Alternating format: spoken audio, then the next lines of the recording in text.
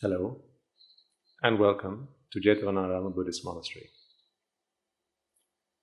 We meet again, and this time with the 6th episode of this new series of Dhamma talks titled Buddha's Guide to Happiness. The purpose of these talks is to try and simplify as much as I possibly can for those who are interested in the path to happiness as explained by the Buddha, so that after you have listened to this series, you feel that it is well within your reach as people living ordinary lives, going about doing ordinary things,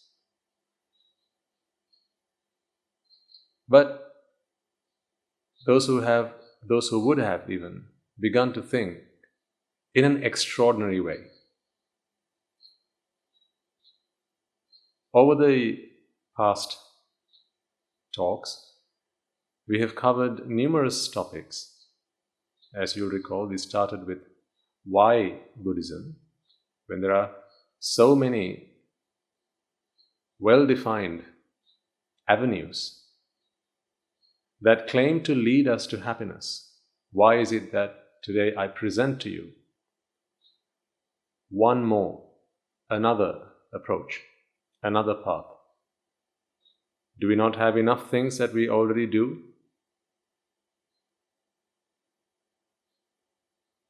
Haven't people already discovered enough methods and avenues and ways to achieve happiness? Do we need to study one more path? So I explained to you the reason that it dawned on us to bring this new series of Dhamma talks to you. In that talk, hopefully you will recall, I explained to you that although we have so many different paths, so many different things that we can do that claim to bring us happiness, it is ironical then that with every passing day, people around the world are still struggling to come up with new, innovative ways to achieve this so-called happiness. Because it must be that none of the ways that we have to achieve happiness as yet truly lead us to happiness. How do we say that with such certainty? Well, if there was one path that led us to happiness, you wouldn't need to be led to happiness twice, would you? If there was such a thing as permanent happiness that was ours forever, happiness that was yours to keep, an unchanging happiness, well then you wouldn't need to study, explore, find out other ways, avenues to achieve happiness. Today, if you only look around you, people do all sorts of things to achieve happiness. And every day, people are on a quest, on the pursuit of finding out new and innovative ways. Whether it might be a new menu on the dish, whether it might be a new menu on the menu card, or a new drink, or a new perfume, or a new adventure, a new activity, a new experience, a new song, a new film, a new book, a new taste, a new smell, a new sight. See, every day the world has to bring you something new. Why is that so? Well, it is because the old things don't quite cut it. We seem to be on a never-ending struggle to achieve happiness, yet that happiness seems to be ever elusive. And that is why this series of Dhamma talks, to introduce to you the path that I have personally taken, which has brought to me to an end. Once I have discovered this path, I realized I do not need to seek any other path. I am confident that this path will continue to lead me to a never-ending happiness. And that is why I share this with you, because I want this for all of you. So, let us continue that journey as we study, understand the true path to happiness and how that is something we can achieve in our very own lives and what we need to do that. So before we begin, let us take a moment to pay our veneration to the Lord Buddha, and once we've done that, we will continue with the remainder of this talk.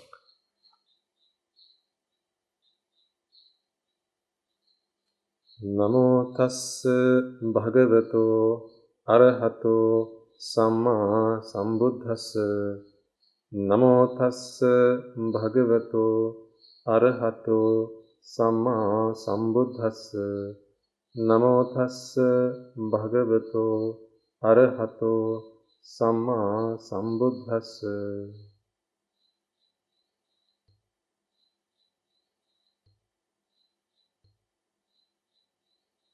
In the second talk of this series, I urged you to challenge a commonly held conception or even a misconception that Buddhism is all about letting go.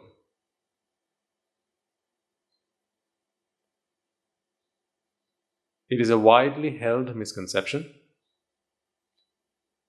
and the problem with that idea is that it instills fear in the minds of people who wish to explore Buddhism. Because no one wishes to let go of what they already have, particularly if they have worked really hard to achieve them, whether they are material gains or other things, maybe people, experiences, and so on. So I explained to you, and our listeners who have continued to be with us since then, I'm sure will remember, that Buddhism is not about letting go, but rather it is about the realization. All we need to do is realize. We don't need to let go. Once we realize, then we let our realization, what it is we have realized, work its magic on us. So you see, there's nothing you need to fear. Let me explain that just a little bit more. Why do I say there's nothing for us to fear? You see, we all, I think, agree that we are educated, people of good sense, and that we are able to make our own decisions about our lives. We don't like anyone taking us for a fool now, do we? So whenever we learn something, whenever we read something, hear something, whenever someone tells us something, we have this innate ability to analyze what has been said and to check whether it makes sense to us. And the same must apply in your study of Buddhist philosophy. So, as you join these talks and as you listen to what it is that this Bhante has to share with you, I urge you to do this very same. That is very powerful, because what that ensures is that I can't fool you. I would never in my dreams wish to do that, but I want to be assured that I can't fool you. I want to be assured that you don't take anything and everything I say because it comes from me, a monk. I want to make sure on your behalf that whatever I say, you will only accept and agree if it makes sense to you. I work on that premise and I encourage you to do the same, because that is how I have come along this path up until this point. I've had teachers who have taught me what I share with you today, and it is exactly what they have encouraged me to do all along the way. See, if you do that, then you have nothing to fear. None of what I tell you, I need you, or I want you, or I expect you to believe, to accept out of pure belief, or rather through faith. Certainly not blind faith. I want you to test every concept that I put to you, and there is no better place to test than the lab of life. I want you to trust, because if you didn't trust, you wouldn't be sat here listening to this talk. You trust that I have something valuable to share with you. If you believed, if you really thought that there's nothing that I can tell you that will help you, then of course you wouldn't be sat down listening to this talk in the first place. So I encourage you to trust me, but don't accept this with blind faith. I want you, and I truly, truly want you to test this in the lab of life. I want you to verify this, because it is only then that I can be assured, because the last thing I want to do is to fool anybody, to brainwash someone, to make you believe something that I believe, or to pass on this ideology to you without the assurance that you have truly accepted this. Because the fact of the matter is, my intention is not to build up a gathering of followers. I don't need that. What I would want to do, because that doesn't really achieve my ambition. My goal with these talks is to pass on to you a path to happiness, which you can then tread nicely and comfortably all by yourself, without my presence, without my guiding you from then on. So where you become your own master. I do not wish for you to be my student forever and ever. Instead, I wish for you to be your own master. I want to make sure that I can empower you to make your own decisions. I want the assurance that once you listen to these talks, you will verify them, you will analyze them, you will evaluate them, and accept what is right for you, and also reject anything that does not work out for you. Because when you do that, I am assured that this is in no amount a task of brainwashing, but rather what I have done here is shared with you a philosophy that I believe is right, and I have simply passed on what I have learnt onto you, so that you may do the same if you wish to do so. That gives me a great deal of assurance which I seek from you. So I want you to continue to listen to these talks, certainly, but I also want you to continue to verify them in the lab of life. Analyze them, evaluate them, see if it works out for you. Discuss this with yourself. Check it out. Apply this into your life's experiences and see what you get out as a result, and so on. So I urge you to continue to do that. There is no question that shouldn't be asked, certainly in these talks. You can ask any question you like. You can challenge any aspect of what I share with you.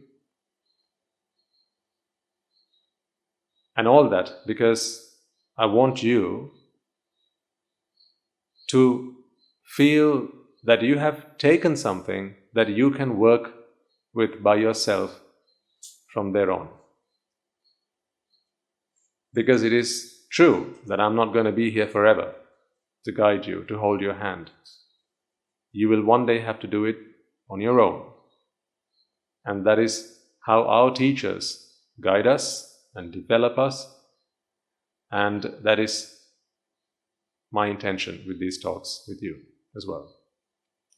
So, Buddhism is not about letting go, but rather it is about realization. And the beauty of that is you don't have to realize anything you don't believe in. In fact, you can't do that, can you? How can you realize something if you don't believe it is true? You can hold something true with faith or belief and not realize it. Out of pure belief, out of pure faith, you could hold something as true without testing it, without questioning it. But you can't realize that, because when you realize something, it is truly something that has become true for you. And that is why I say, Buddhist philosophy is something to realize. It's nothing to do with letting go. So that is what we talked about in the second talk. And then from there on, we discussed happiness. And by now you know that there are two flavors of this happiness that I talk about. One is unconditional happiness, and that is what we refer to simply as happiness. And then, of course, we have conditional happiness. So instead of calling that conditional happiness, which is a mouthful, we simply refer to it as pleasure for the purpose of these talks.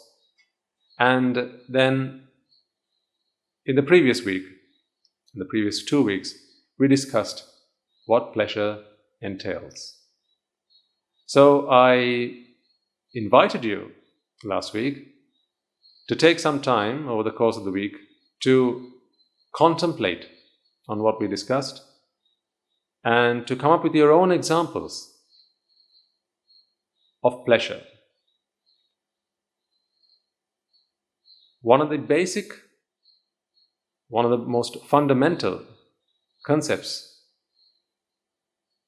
characteristics even, of pleasure is that it does not come from the outside world objects. And that is what we discussed at length last week. How did we prove that? If it is something that came from the outside world, I'll take a very simple example again. Say an apple. The simplest example that you could think of. An apple. Someone says that's a delicious apple. And so as they pick it up, put it in their mouth, and take a crunchy bite, you can see pleasure written all over their face. And they'll make it known to you that that apple is delicious. Meaning that pleasure, that wonderful, delightful taste is something that they have received, been able to achieve from the apple. That not only the taste, but the deliciousness, the source of that deliciousness. So I don't refer to the taste, I mean the deliciousness, the characteristic of taste. The deliciousness was from the apple. See, the problem with that is, if deliciousness is to be found in an apple, then the same apple has to be delicious to every single person. Isn't that right? It may be that your favorite fruit is apple. However, it is not the same for everyone. If I were to ask you, why is it that your favorite fruit is the apple, then you would say, well, it's because it's the most delicious fruit. I love a red apple, or I love a green apple, because it's delicious. Then why is it that some people don't find apples delicious? Even the same apple, if you were to take a bite and pass it down to somebody else who's not fond of apples, then they're not going to say the same thing. Okay, it's nice, but I don't think it's all that. How is that possible? So that's a simple example. If you ask a specimen group of people, let's say 10 of your friends, if you were to ask them, what is your favorite item of food? You know that you're going to get 10 different answers. Even if not 10 different answers, you know that the answers you get are not always going to be the same across the board. Someone might say, I like rice and curry. Others might say, well, I like cake. Others might say, I like a biscuit. Others might say, I like pizza, sausage, cheese, a ghetto, whatever. So it's different for each and every one. Why is it different? Because if you ask them, why is it that it is your favorite item of food, then normally the response to that would be, well, it's because it's delicious. I just love the taste. It tastes so wonderful. Give me a chocolate bar and you can leave me alone. I don't want anything else. Whenever I'm feeling down, a bar of chocolate is all I need to cheer me up. But you see, it's not the same for everyone. If, however, pleasure was something, so this delightful taste, if delightful taste is what we mean by pleasure, I mean, in a taste, that is what we mean by pleasure, isn't it? We have some adjectives that we use to describe pleasure when we experience them in the outside world. For taste, it's tasty. So it's not just the taste. When we say something's tasty, what we mean is the taste is quite delightful, isn't it? We don't simply mean that it has a taste. That is not what we mean when we say something's tasty. Well, everything has a taste. But when we say something's really tasty, what we mean by that is it's delightful. I like it. It's pleasurable. Well, what about sights that we see with our eyes? We say something is beautiful. If you see something that you like, normally you'd say, that's beautiful. That's a beautiful sunset. That's a beautiful dress. It's a beautiful necklace. Or she's a beautiful girl. It's a beautiful day. That's a beautiful flower. You see? So beautiful is a word that we use to describe pleasure, isn't it? I promised you, these talks will be as simple as it can possibly be. In simplicity, you will find profoundness. And I wish for that to be the theme of these talks. It is not my intention to complicate the ideas, the guide to happiness that the Buddha presented to us. It is not my intention to give you convoluted ideas, to make them really complex, to take out the manuscripts and go through pages of text and to try and prove points to you that way. The Buddha said so. That is not my intention. And personally, it doesn't work for me, so I don't see why it would work for somebody else. For me, I like it when ideas are presented very simply, because then it's easy to understand. And it is easy for me to test it in the lab of life. Throughout these talks, I will aim to do the same with you. I want to make things as simple as they possibly can be, so that when I present them to you, all you have to do is take that simple idea and go and apply it into your lives and see what you get out of it. I want you to verify these ideas in the lab of life. But of course, that I cannot do on your behalf. That each and every one of you has to do for yourself. You cannot do that as a family. You have to do it individually. Let's come back to our beautiful flower. Beautiful is an adjective that we use to describe pleasure that we experience through our eyes normally. I mean, of course, we say it's a beautiful music, beautiful sound, But normally we use beautiful to explain something that is pleasurable to the sight. So when we say something is beautiful, right? Like she's a beautiful girl. Think for a moment. What do we mean by that? When we say she's a beautiful girl,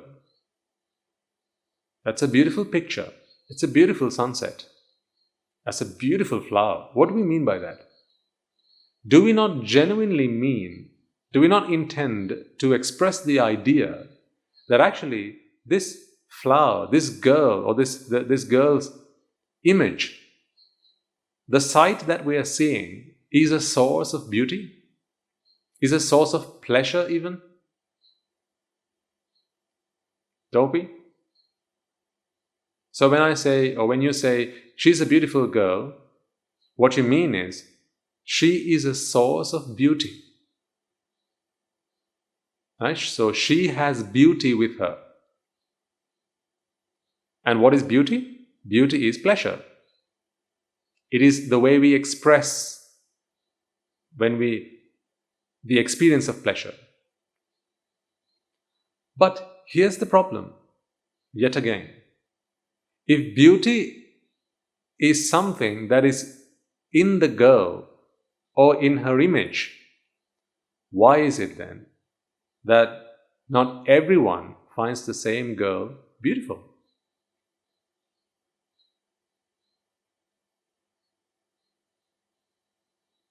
Why is the same person not beautiful to everyone? Why is the same picture not beautiful to everyone? Why is it that someone might pay top dollar to purchase a particular painting, but for someone else it's just not their cup of tea? Why is that? Why is it that when someone likes to stare at the sunset for hours on end, for someone else, it just doesn't get them excited? Why is that? These are the questions that you need to ponder. As simple as these ideas are to understand, it is in their contemplation that this will either become a point of realization to you or something that you decide, actually that doesn't make a whole lot of sense, so I'm just going to simply ignore that. And you are, of course, free to do as you wish. Of course, I can't force you to be happy, can I?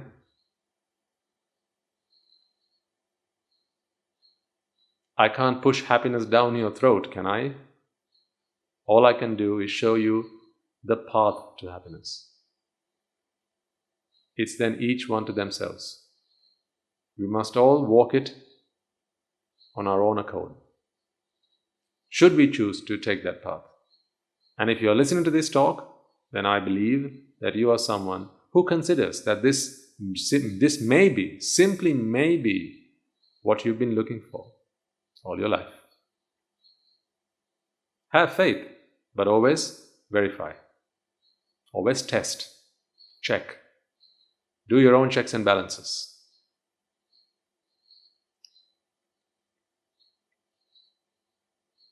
So why is it that the same thing is not beautiful for everybody? Why is something that is beautiful to one person simply is not that beautiful to somebody else? How is that the case? If beauty is something that exists in the outside world object, why is it that people have different opinions about who's beautiful or what is beautiful?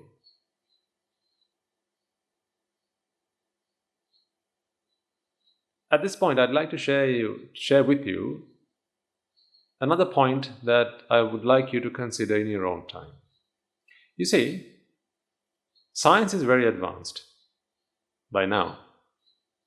I mean, we are a very advanced race, and over the course of human evolution, man has designed numerous ways to measure things that exist in the outside world. For example, we have temperature. And there's an instrument that we can use to measure temperature, which we all know is a thermometer. So what does a thermometer do? It tells us how hot or cold something is. It gives us its temperature. I promised you, as simple as it can be, right?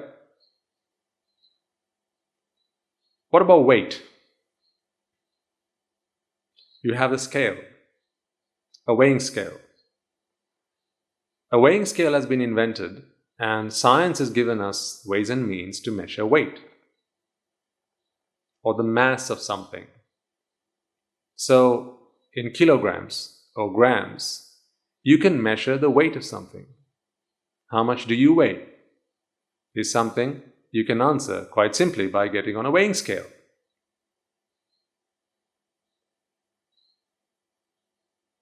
So, kilograms and a weighing scale, kilos are your units and the weighing scale is the instrument that helps us to gauge this concept of weight or mass that exists in the outside world. So that is a characteristic of something, of characteristic of objects that exist in the outside world.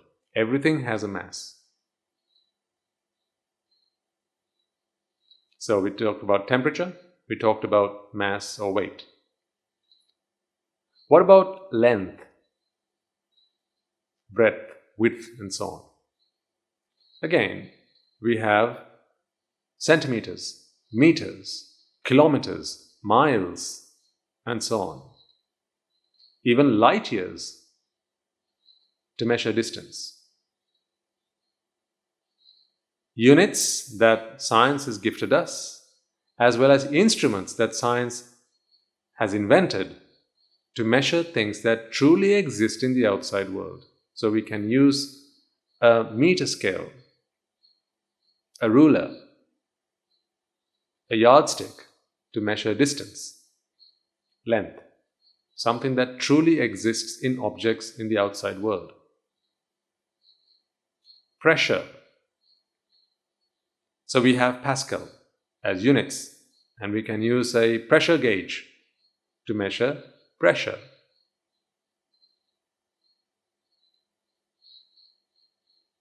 I have a question for you. What is the instrument that we have with us, that science has gifted us, and what are its units to measure beauty?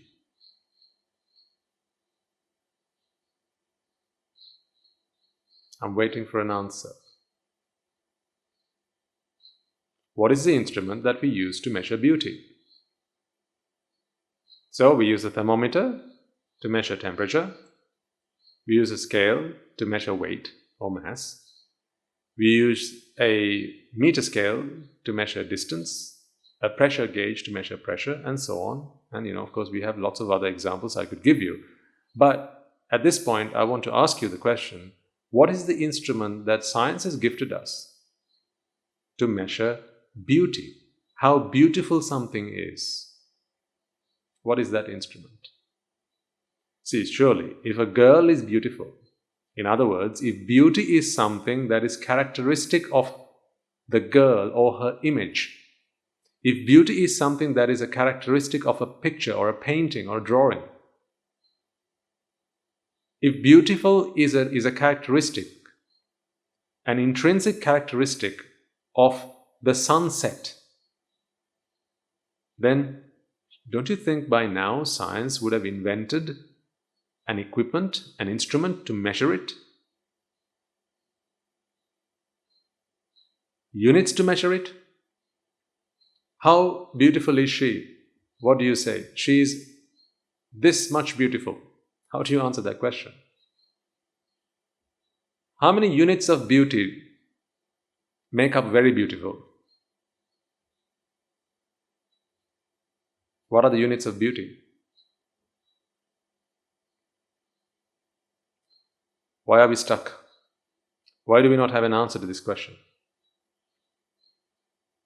Maybe it's because we are asking the wrong question. The question is, how do you measure the beauty of something if you cannot come up with an answer? And if science has thus far failed to come up with an answer, either science is still in its primitive stages where it has not developed yet to find an answer to that question, or it's not something in the realms of science. Meaning, it's not something that exists in the outside world objects. So I can ask you, how tall is she? And you can give me an answer. And not only you, actually, no matter who measures a person's height, you're always going to give me the same answer. And if, for instance, I asked you, how tall is your mother? Either you can do it, or you can ask her to do it for herself, or you can get someone else to do it on your behalf, as in measure her height. So what do you normally do? You'd ask someone to stand by a wall and use a pencil and make a small mark just above their head and ask them to move away, and then maybe you'd use a measuring tape and measure the distance from that point to the floor. And now you have her height. Of course, there are more advanced ways of measuring height these days, but that's the simplest method. But you see, no matter who does this, you're all going to get the same answer. What if I asked you, how much does something weigh? Say a small rock I give to you, and I ask you, how much does this weigh? You take it to the lab, put it on a weighing scale, and you come back and tell me this is 750 grams. Okay, let's give it to somebody else and ask them how much it weighs. They're going to do the same thing, and they're going to come back with exactly the same answer. No matter how many times you do this, you're all going to come back with the same answer. Why? Well, because it's something that exists in the object. The weight of something is characteristic of the object. It is not subjective. Rather, it's objective. Meaning, it's in the object. So I could ask you, how much does she weigh? And you can give me an answer to that question, no problem. I can ask you, take her temperature. She looks like she's not feeling too well. Would you mind taking her temperature, please? So you'd say, can I have a thermometer? And you'd measure it. Even if you didn't have an instrument, you could still maybe put the back of your palm on her forehead and you'd say, yes, seems like she's got a temperature. Maybe she should take some rest. And almost all of you would confirm and agree with that answer. And the thermometer will give you the same answer regardless of who takes the temperature. Meaning, temperature is something objective, not subjective. But you see, when we come to beauty, and I ask you the question, is she beautiful? If I were to ask 10 of you, show you a person and ask, is she beautiful?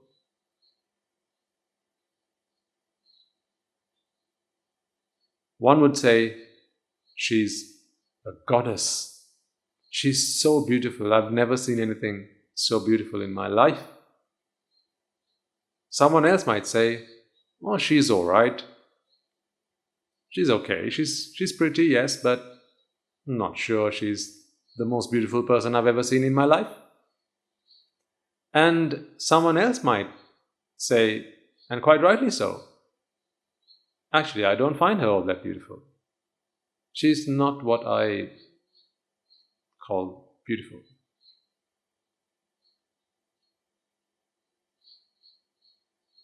What does that tell us about beauty?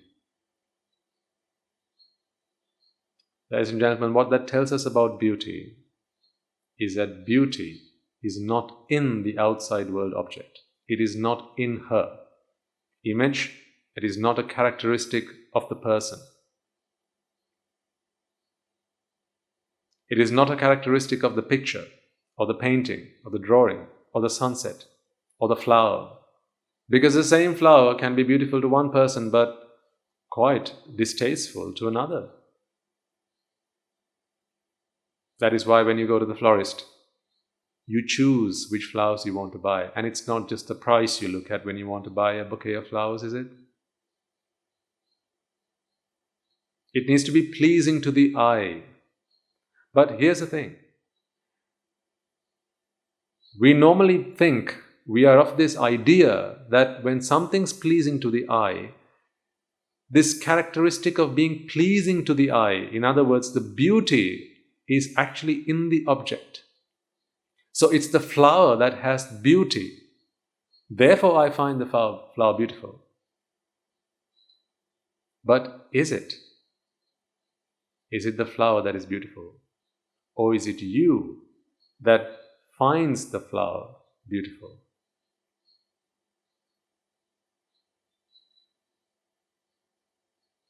Now here's the point.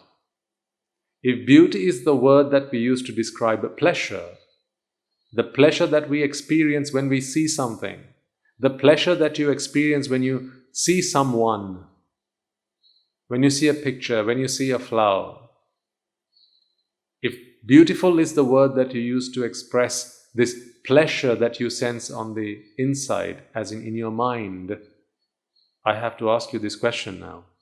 Was that something that was given to you by the sight, by the object that you just saw? So, was it objective? Or was it simply your mind's making? In other words, is pleasure something that you are able to achieve from the outside world objects? Or is it something that your mind is able to produce, experience on its own?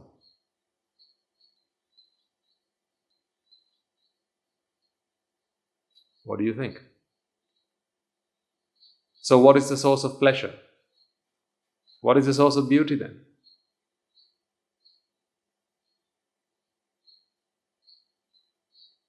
Is it something that comes to you from the outside?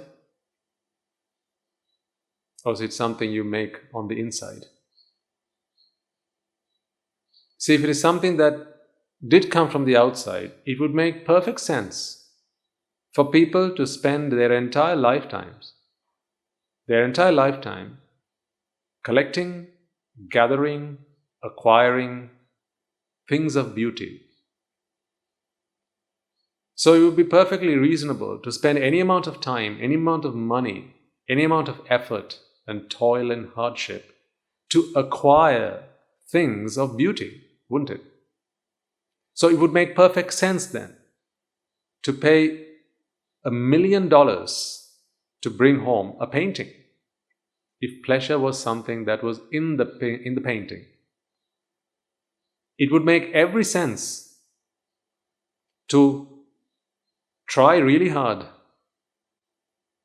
to get this girl that you find attractive to give you a yes,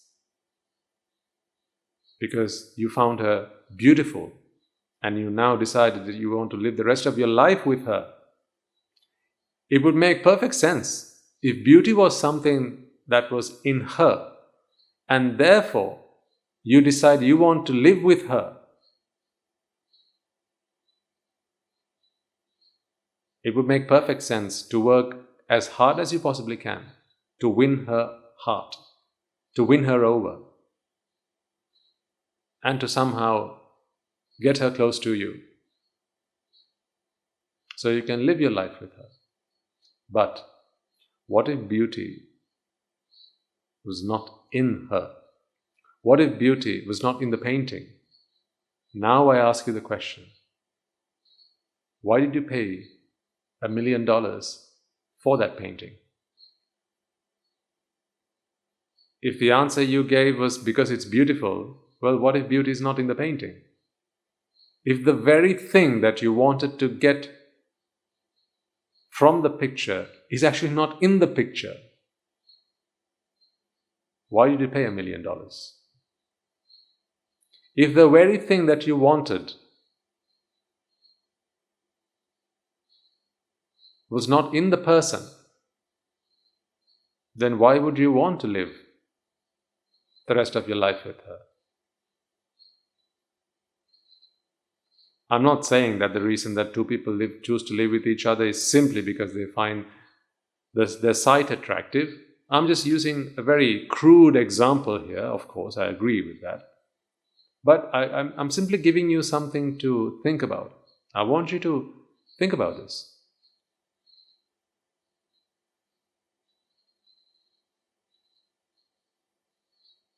So is beauty something in the outside world? If beauty is the word that we use to describe pleasure, then it should be felt by everyone. And also, by now, surely, by now we should have some way of measuring it. Science has come a long way, but as yet it has not found a way to measure beauty. Because beauty is not objective. In other words, it is not something that is characteristic of an object. In other words, it is not something that is in the object. So where is it? Well, if it's not in the object, it's in your mind. Beauty is a perception. And therefore, pleasure is a perception. And now, does that not explain, at least to some extent? We'll continue this discussion further, because as I said, there's no rush here, one step at a time, because this may be new to a lot of you, this way of thinking, this way of challenging your own long-held beliefs and the very way you designed your life, the things that you grew up with, your belief system, the very core of your belief system may be challenged by some of these talks, by these words. That is why I want to take our time with it. I'm not rushing through this with anybody.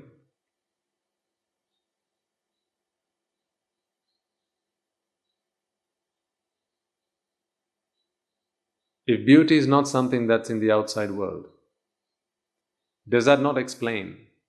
If pleasure is not something that is in the outside world, and if pleasure is what people have been seeking all their lives, having thought that pleasure equates to happiness, does that not explain then why, having gone through so many attempts to achieve happiness, having gone through all these efforts and endeavours and exercises to acquire happiness from the outside world, buying yourself cars and houses and paintings and all other things that you find is of beauty, if they don't give you that beauty, if they're not a source of pleasure, then no amount of gathering them around you is going to make you truly happy. Because happiness was never in them to begin with.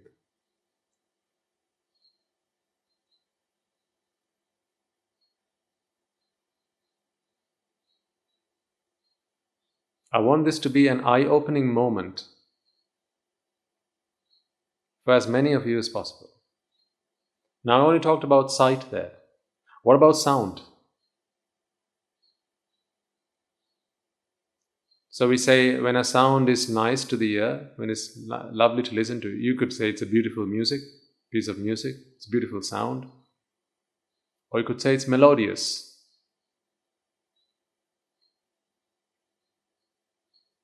If that characteristic is an aspect of the sound, what? The characteristic of beauty or being melodious. If that was a characteristic of the sound, of the music, then shouldn't everyone find the same music appealing? But is that so? Why do you have so many genres of music?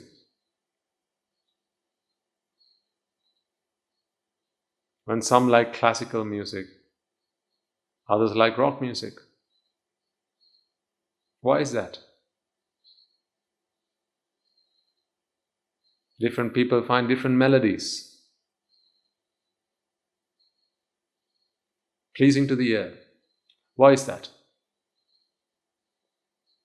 Because if a beautiful sound is something in the sound, if beautiful is something that is characteristic of a sound, then the same sound must be beautiful to everybody.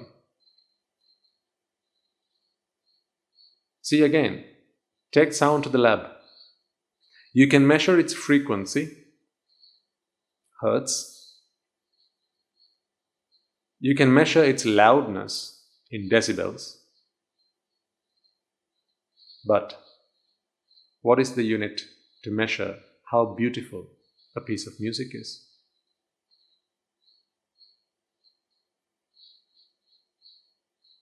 What is the instrument to measure the beauty of music? Is science still so primitive that it has not discovered this yet? Or is it that beauty is not something in the music? It's not objective, but instead it is something in the mind. It's in the mind of the perceiver. In other words, it's a perception. So if that's a perception, and melodious or beautiful is the word that we use to describe pleasure that we experience when we listen to a piece of music, and if that pleasure is not in the music, then no matter how much music you listen to, no matter how many tracks you download and spend your entire day listening to it, you're never going to find true happiness by surrounding yourself with all those records or all those downloads or all those albums. Because pleasure is a creation of the mind, is what I'm proposing to you. It is not something that you can find in the outside world. So spending your hard-earned cash, spending your life, spending your time, making effort to try and be happy by acquiring outside worldly material objects, can that bring you happiness?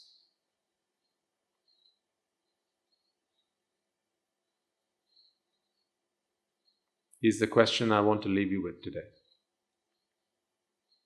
I talked about two, sights and sounds. Well, that leaves us with smell, taste, and touch, as well as thoughts.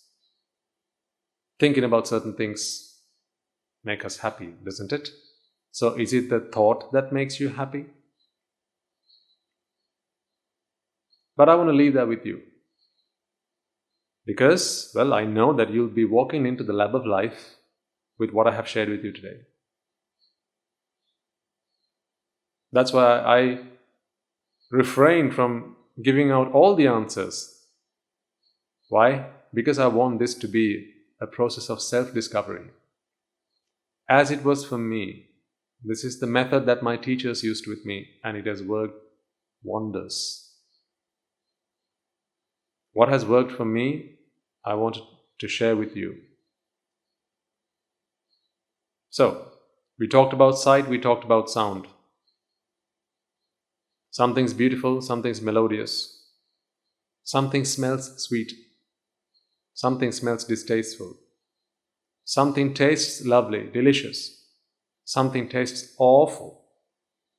Something feels nice, and something that doesn't feel very nice. Something you like to think about, something that you just don't like the thought of.